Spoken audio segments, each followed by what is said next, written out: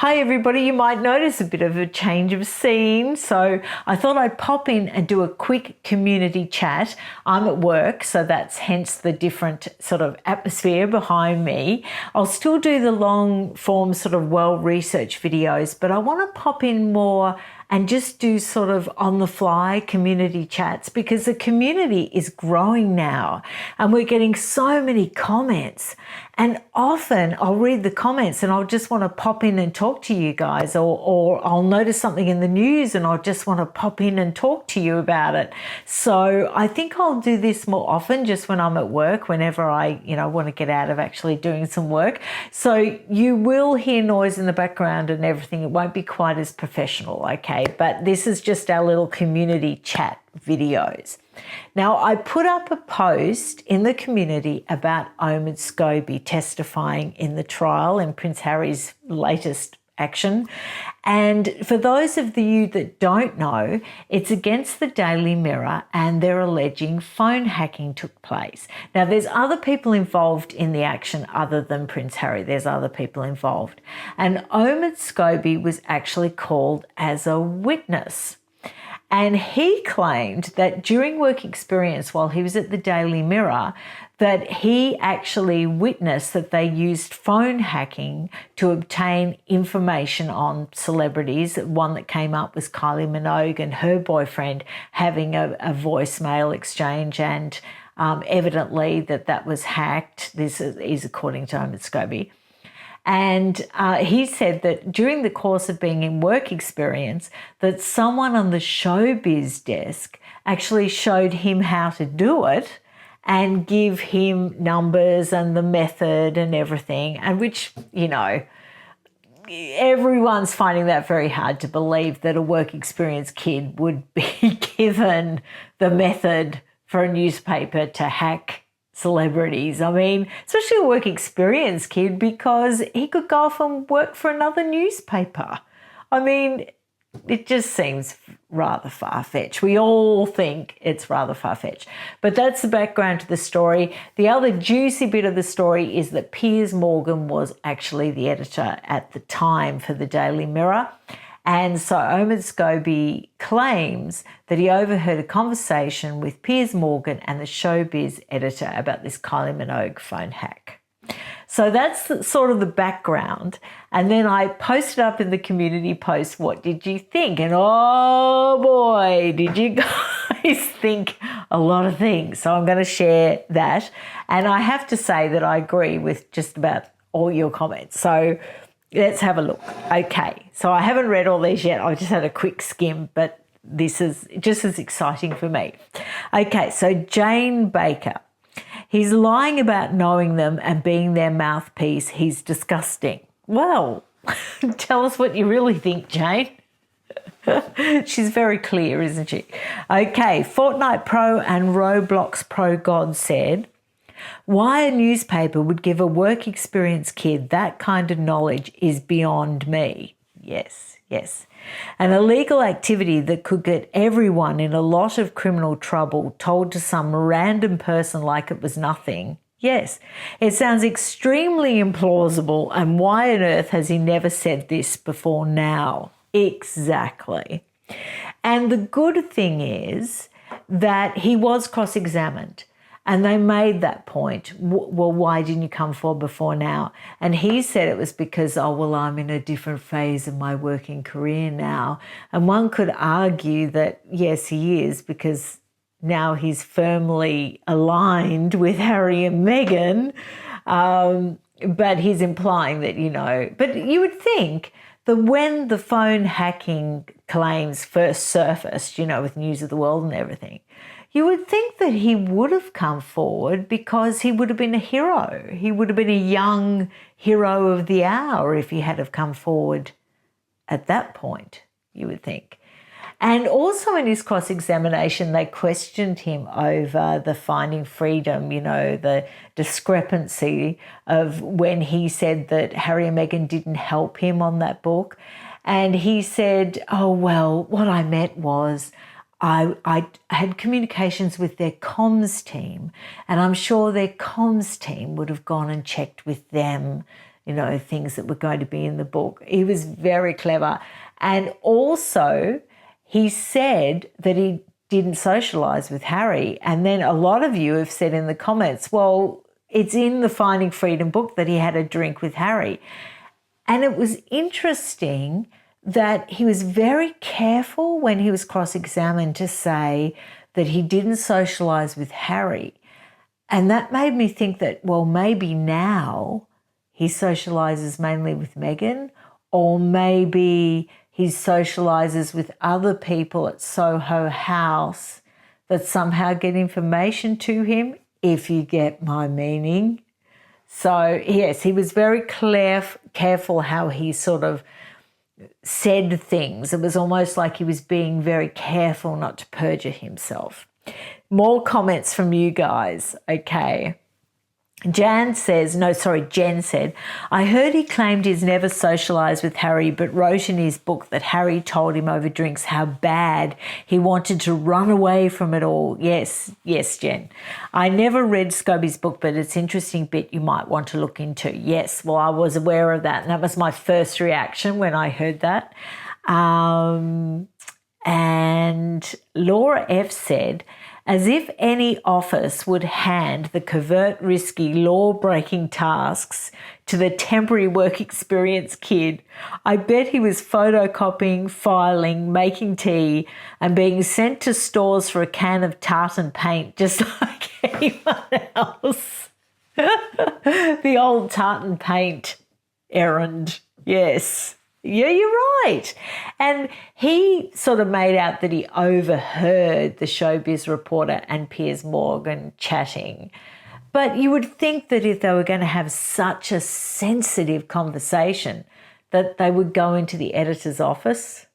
Just doesn't make sense, does it? Just doesn't make sense. Okay. Bear King Forever says nothing about him seems truthful or genuine. Fairy Princess says, thanks for asking for our thoughts. Anytime, Fairy Princess. The thing is that often when I read these comments, I was in complete agreement with all the comments today, but sometimes on different subjects where I'm not, if I read the comments, it does actually make you think and look at things from a different perspective. So comments are really valuable, and it's also really interesting in our community now because we have sort of half US, half UK, about a third Australia, South Africa, Canada. So it's really interesting, and often the USA comments differ from the UK comments. So we are getting a really broad perspective, but on this particular subject, most of you are in agreement with each other. So we'll go down a little further. Okay. Oh, this is interesting. CM Weir 527 said, I wonder how Piers Morgan will respond to the allegations he was involved. I feel like, just like the Montecito pair, he is not to be trusted. Oh, too many conflicting stories. Oh, no, she meant Omid Scobie. Yes, she meant Omid Scobie. Would love to have seen his body language on the stand to analyse. So she meant Omid Scobie, but when I read that, I thought she meant Piers Morgan. Yes, it would have been interesting to have a visual, because it's one thing sort of hearing the comments and then it's another thing actually getting the visual. I agree. The other thing is, I've got to say, with Piers Morgan, on this, not this is all fine, but sometimes in the past politically I have disagreed with some of his viewpoints.